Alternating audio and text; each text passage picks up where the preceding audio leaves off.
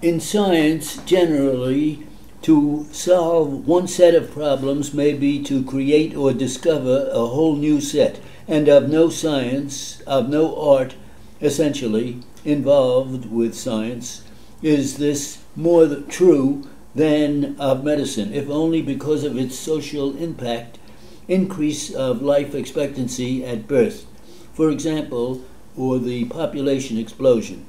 Both society as a whole and every member of it have been powerfully affected by medical progress, and the intensity of our gratitude to medicine for eliminating or controlling so many kinds of suffering is an indication of its power. But we are also selfish. We want more to be grateful for. You have done so much for us, now do the rest.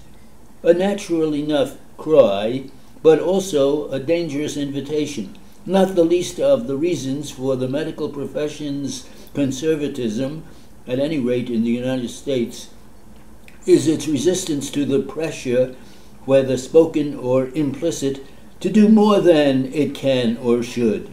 The success of medical science has given doctors great authority, and some of them are personally authoritative, not only in the good sense of the word, but also in the bad sense of being dictatorial. Yet the profession as a social force is actively and honorably refusing to tyrannize.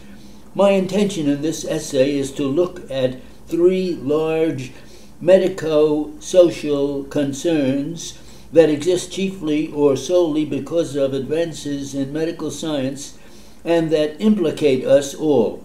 The first, which gives its title to this essay, is an aspect of the treatment and prevention of degenerative diseases. Over half of the deaths in this country at present result from cardiovascular ailments, mostly degenerative in nature. This is not attributable to aging as such, but to the way of life that precedes and accompanies aging. The part I am looking at here has to do with ailments that are the consequences of the way we live now, and of which death by heart attack is the best known, but by no means only the important form.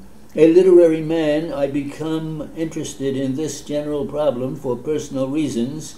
I had back trouble, perhaps the commonest degenerative complaint among adults who are now, or who are not yet old, and I was lucky enough to find a healer doing good and innovative work in an area in which medicine has made relatively slow progress. It is simply as a citizen that I come to the other two main concerns of this essay: nationalized universal health care and the deep yearning for medical totalitarianism.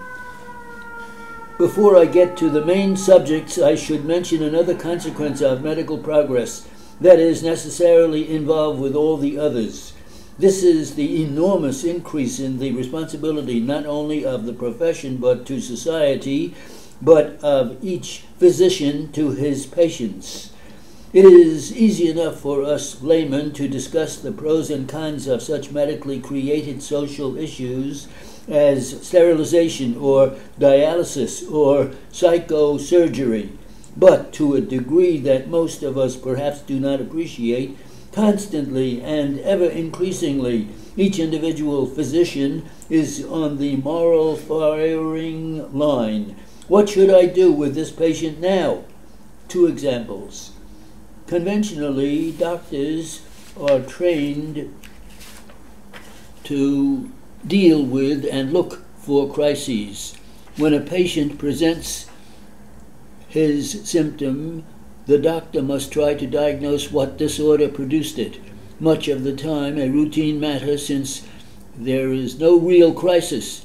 In the past, there was usually no way for the doctors to know whether this symptom had been caused by a grave malady, or if he did know, there was nothing for him to do about it.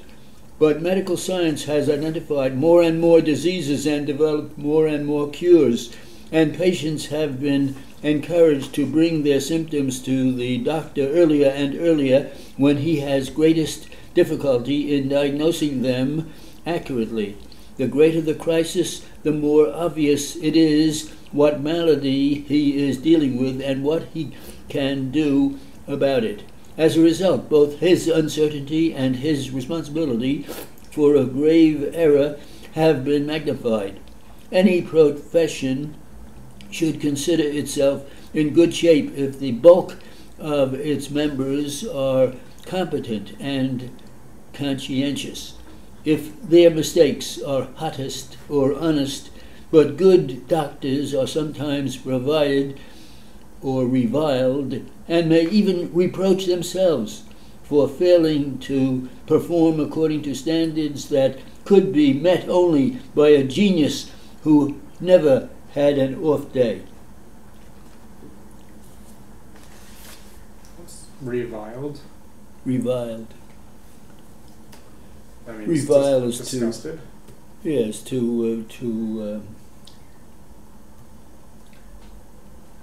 let's get the right definition.